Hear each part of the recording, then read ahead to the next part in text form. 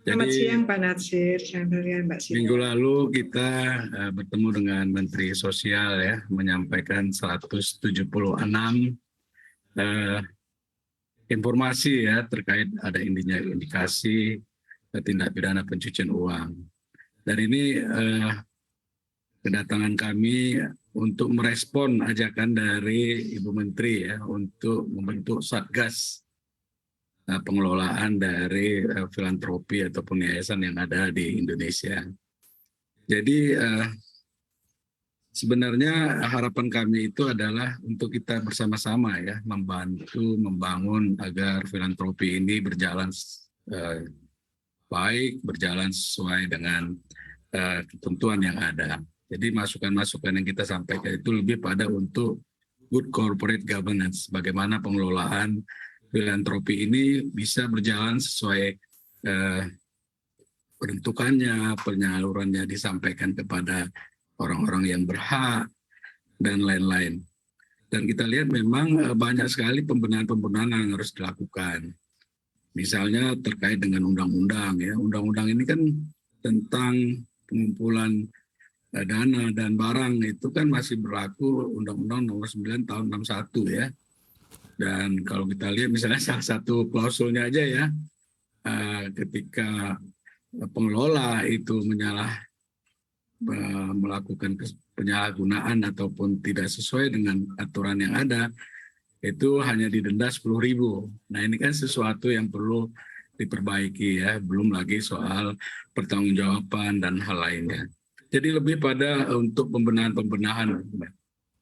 Baik, Pak, jika kita bicara mengenai pembenahan-pembenahan lalu juga pengawasan begitu ya Pak. Sebetulnya selama ini begitu Pak, pengawasannya seperti apa?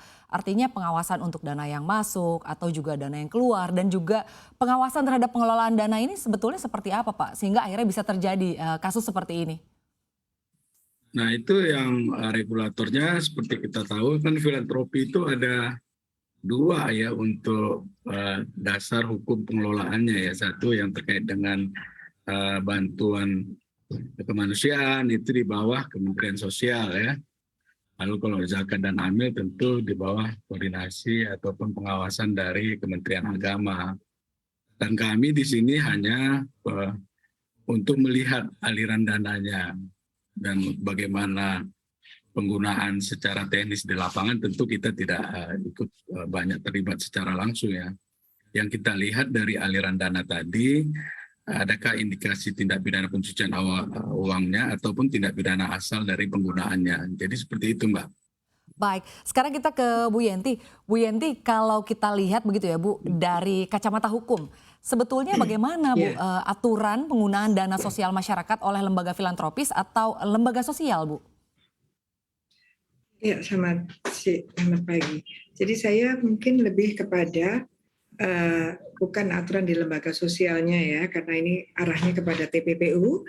Jadi sebetulnya pertama kali harus ada penggunaan aturan tentang penghimpunan dana dulu.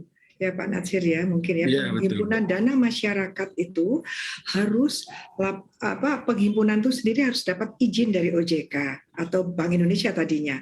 Artinya apa? Kalaupun mau diatur oleh Kementerian Sosial, tidak boleh turun dari undang-undangnya. Nah ini harus siapa yang izinnya ke siapa, sehingga dari pihak itulah nanti akan ada pengawasan gitu, termasuk turunan-turunannya digunakan untuk apa, kemudian sifatnya bagaimana. Kalau berkaitan dengan filantropi kan sifatnya harusnya volunteer. Ya, nah ini juga nanti mungkin Pak Natsir yang masuk di Satgas itu, bahwa juga harus dicek dengan Ibu Kemensos.